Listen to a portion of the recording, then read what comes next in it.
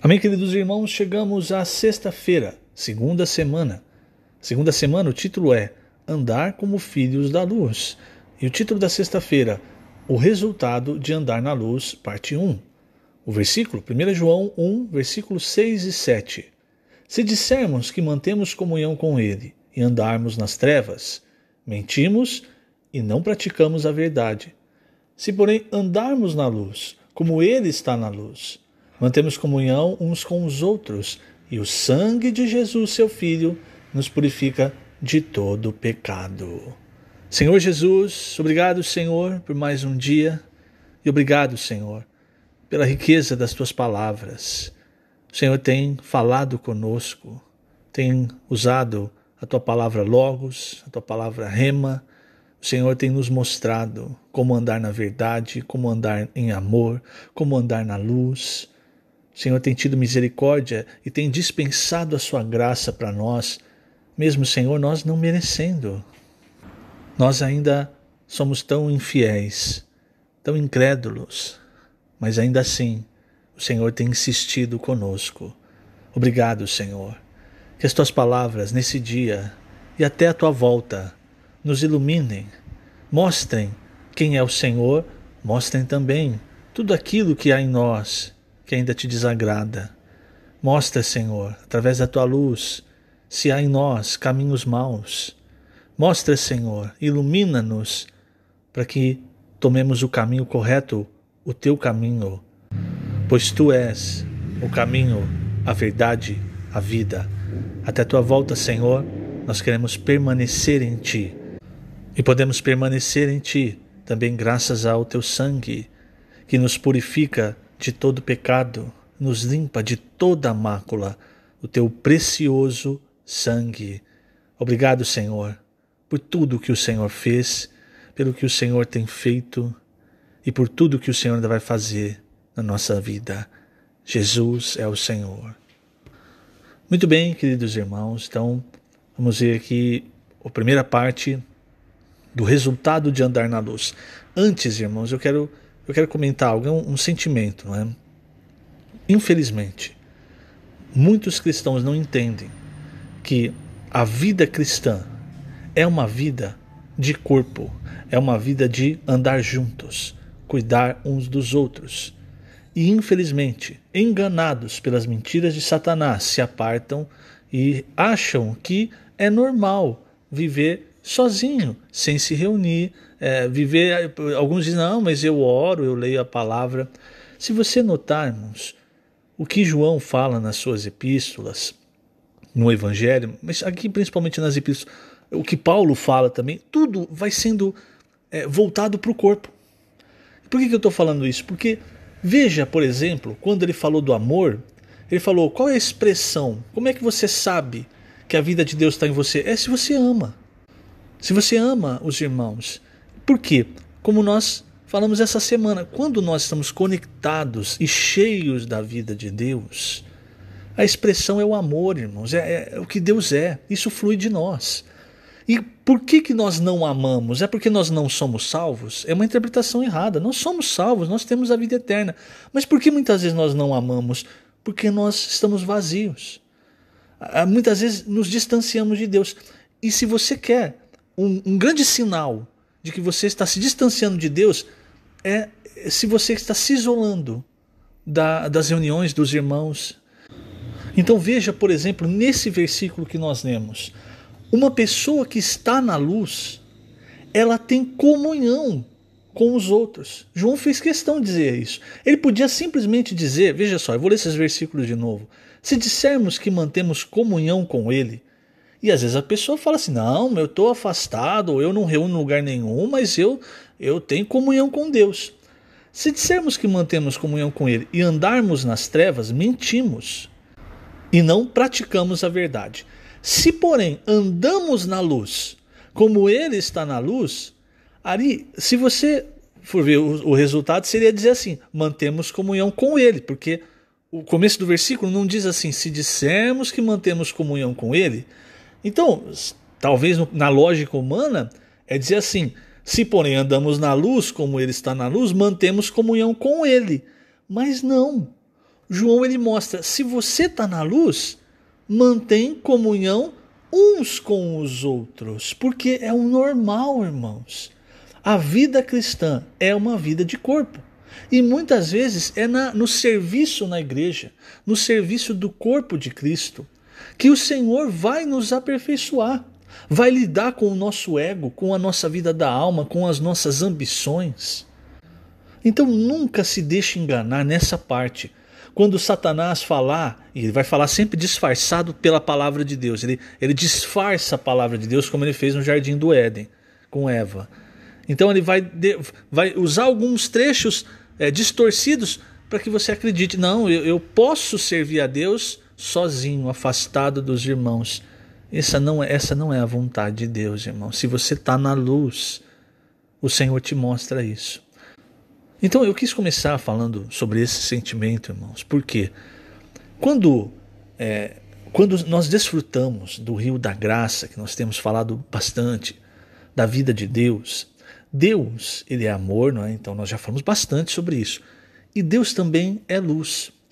Isso significa que ele é luz para nos iluminar com relação à nossa condição, mas também para que nós vejamos o caminho, vejamos quem ele é.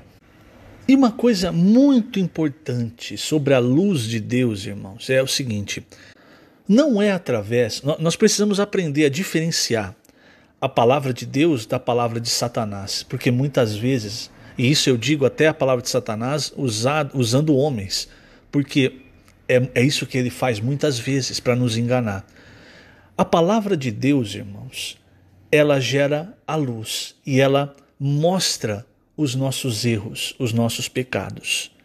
Mas ela não produz em nós um sentimento de acusação, um sentimento de morte.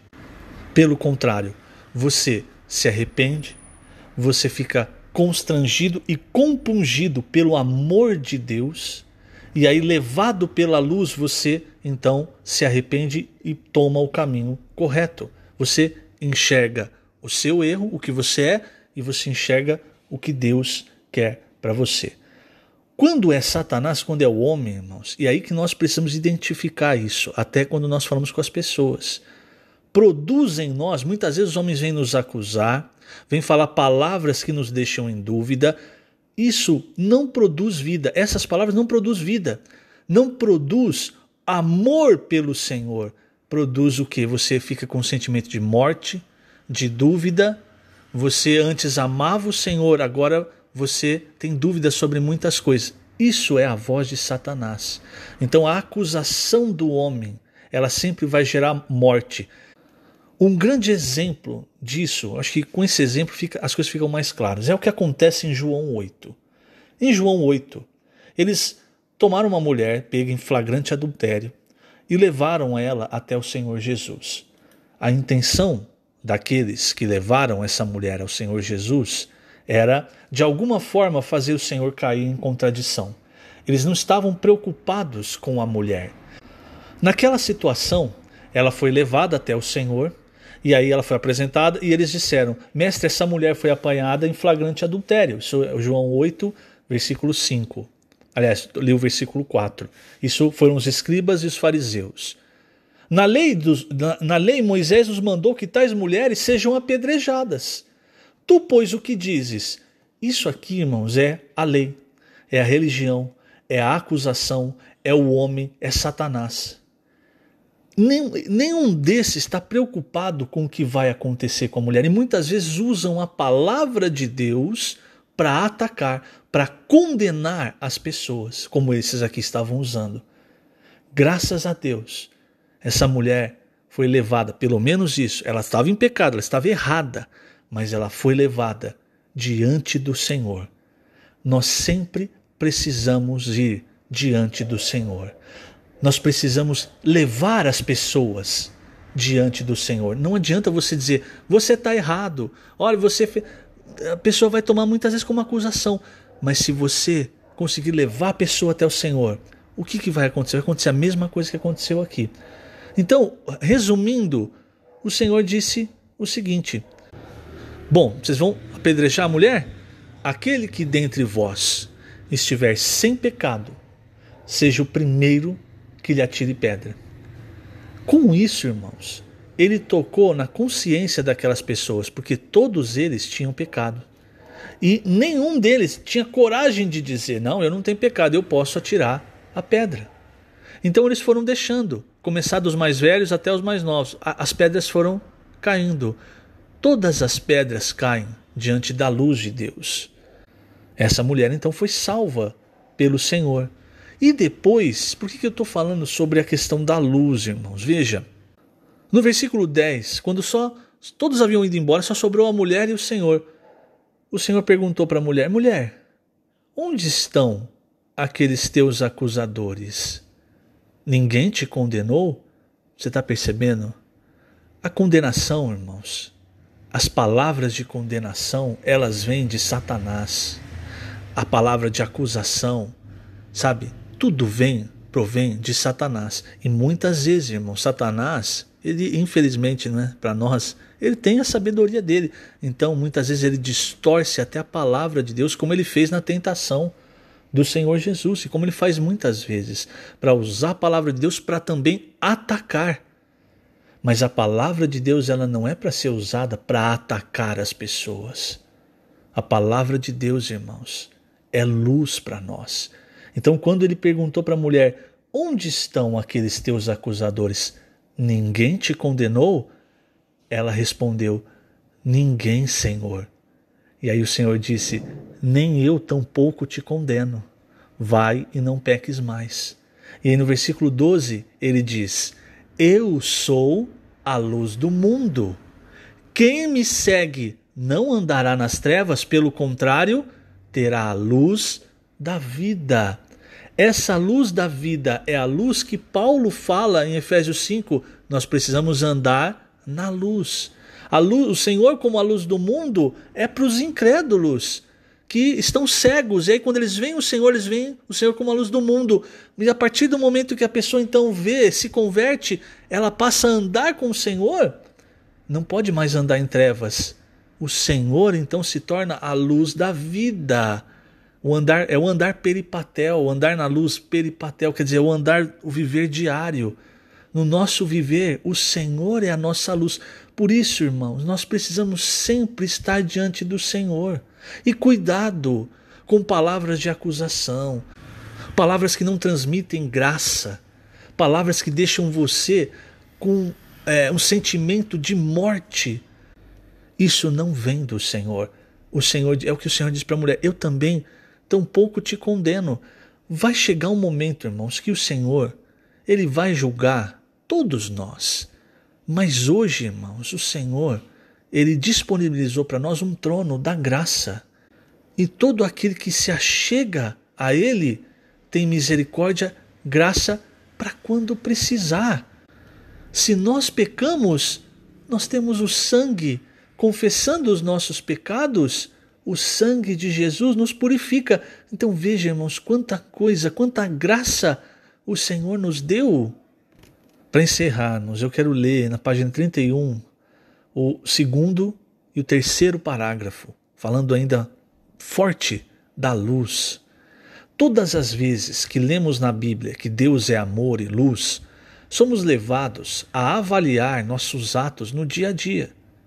Se vivermos na luz, ela iluminará cada parte de nosso ser.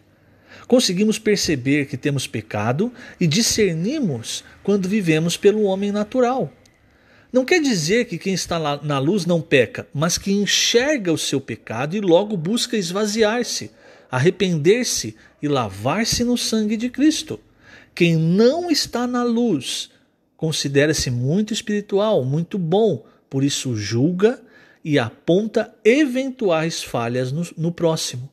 Fora da luz, ficamos cegos à nossa própria condição. Você entende? E aí a pessoa passa então a proferir sempre palavras de acusação. Não sai mais graça da boca dela.